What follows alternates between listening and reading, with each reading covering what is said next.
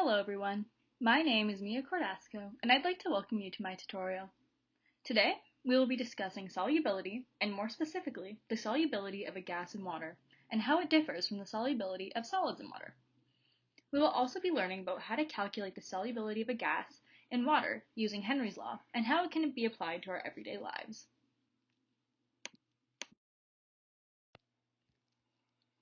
So to begin, what is solubility? Well, solubility is the ability of a substance, which is known as the solute, which can be a solid, liquid, or a gas, to dissolve in different substances, known as a solvent, which are aqueous solutions or liquids.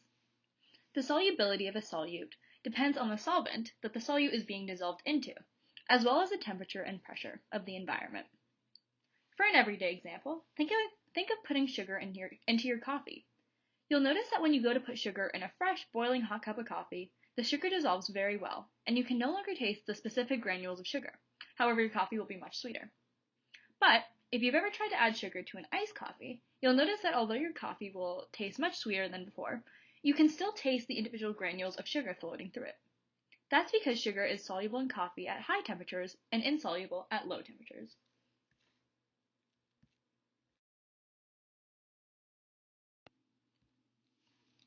So now that we've reviewed the basics of solubility, let's talk about the specifics of solubility of a gas in water. Although it seems like it's not much of a big difference between dissolving a solid solute into a substance and dissolving a gas into a solvent, there are actually a few differences. When dealing with solid solutes, we can typically say that the pressure has a very small role in affecting the solubility of a solute in a specific solution, or solvent. However, as demonstrated in the coffee and sugar example, temperature does play a rather large role in the solubility of a solid solute. Typically, an increasing temperature corresponds to an increasing solubility of a solid solute. However, this is not the case for gases dissolved in water. Although there may be some exceptions, we can say that for most gases, as temperature increases, the solubility decreases. However, the temperature does not play as big of a role in the solubility of a gas in water as pressure does. In fact, chemist William Henry stated that as the pressure increases, the solubility of a gas increases as well.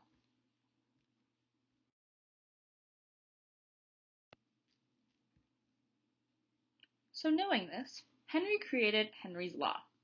Henry's law states that the solubility of a gas in a particular solvent at a fixed temperature C in moles per liter is equal to the partial pressure of the gas above the solvent, P gas, measured in atmosphere, multiplied by a proportionality constant K.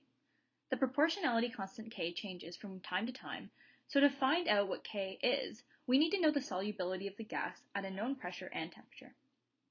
Henry's law can also be written as S1 over P1 is equal to S2 over P2. S1, measured in moles per liter, and P1, measured in atmospheres, represents the solubility and partial pressure, respectively, at the initial conditions, and S2 and P2 represent the solubility and partial pressure at final conditions. I would also like to point out that we can measure solubility of a gas in water in grams per liter and partial pressure in kilopascals.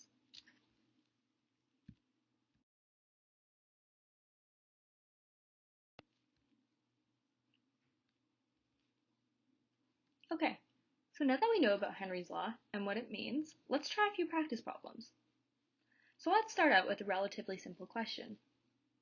The question states, 0.520 grams of a gas is dissolved in 1.50 liters of water at a pressure of 2.00 atmospheres. What is the final pressure if the solubility of the gas is 1.34 grams per liter? The important thing to remember with any question is to make sure you identify the correct form of the equation to use and to watch your units so that your final answer makes sense. Okay, so now let's work this out on the next slide.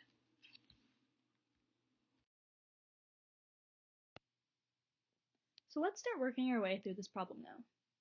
So the way I like to work out these problems is by writing down all of our unknowns first. This way, I personally find that it helps keep everything organized and we can clearly see if we have the correct units for each variable and whether or not we need to do some conversions or anything special to get the correct units. So starting off, we have the amount of gas in grams. So we have 0.520 grams. We also know that it's dissolved into 1.50 liters of water. We also have the initial pressure of the gas given to us as 2 atmospheres, and the final solubility of the gas is 1.34 grams per liter. We should also write down that we were looking for the final pressure in units of atmospheres, and we also do not know the initial solubility. Okay, so from this, we can find the initial solubility of the gas, and once we have that, we'll be able to use Henry's law of S1 over P1 is equal to S2 over P2. Alright, so doing a quick calculation here, we can see that 0.520 grams over 1.50 liters is approximately 0.3467 grams per liter. Okay, great. So now that we have the initial solubility of the gas, all that's left to do is rearrange the equation and solve for P2. So rearranging our Henry's law equation here, we can see that P2 is equal to S2 multiplied by P1 all over S1. So now plugging in all of our found values, we can see that the final pressure of the gas is approximately 7.73 atmospheres. All right, so moving on to practice problem number 2. This problem is actually a lot simpler than the first one I showed you guys. However, I like it because it shows just a straightforward and simple approach of how to use Henry's law. Okay, so the question states, the partial pressure of CO2 in soda water is 2 atmospheres at 20 degrees Celsius. The Henry's law constant for carbon dioxide dissolved in water is 3.5 times 10 to the negative 2 moles per liter times atmospheres at 20 degrees Celsius. What is the solubility of CO2? All right, so we'll solve this on the next page.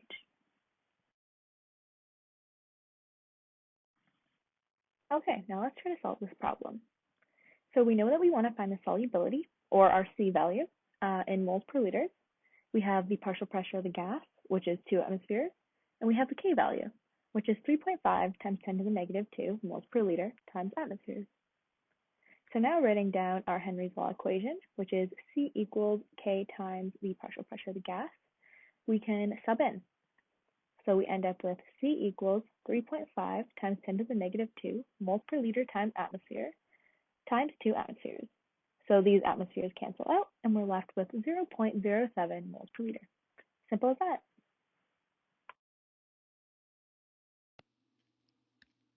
Okay, so after doing all of these practical questions, you may be wondering, how can this be useful to our everyday lives? Well, even though it may not seem like much, the solubility of a gas in water can certainly be very useful for many reasons. Well, one important application of the solubility of a gas in water is for rivers and lakes and the ecosystems within them. So we know that all animals need oxygen to survive. For fish, all the oxygen they get is from the oxygen that dissolves in the water from the air. Issues can arise when the temperature of a lake or river is raised drastically, because if the temperature gets too high, the solubility of oxygen in water will start to decrease. This means that all of the animals that live in that habitat will suddenly be getting much less oxygen than they need to survive.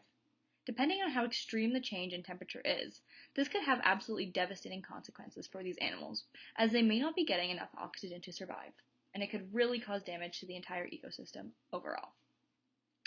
So another real-world example of solubility of a gas in water, on a slightly happier note, is carbonated drinks. Have you ever wondered how your soda becomes so fizzy? Well, after making the carbonated beverages, before they're carbonated, they are packaged under a very high pressure of carbon dioxide, and this causes a lot of carbon dioxide to be dissolved into the beverage. When the consumer opens the can, or the bottle, the pressure of carbon dioxide is suddenly much less, so the carbon dioxide begins to escape the solution in the form of bubbles, giving soda its fizzy taste. This is also why, if you leave pop out for too long, it's no longer fizzy, since enough time has passed for all of the carbon dioxide to help escape the substance. Alright, so to end our session, let's just do a quick little recap on everything we've learned today. So, we reviewed some basic parts of solubility, such as what a solute and a solvent are, and what solubility means. We've also learned that gas and temperature affect the solubility of a solid solute and the solubility of a gas in water in very different ways, and we learned about Henry's law. Finally, we did a practice problem and learned about why the solubility of a gas is important in our lives for many reasons. I would like to thank everyone for attending my tutorial today. I hope you enjoyed learning about the solubility of a gas in water, and I'll see you next time. Thanks, and have a great day.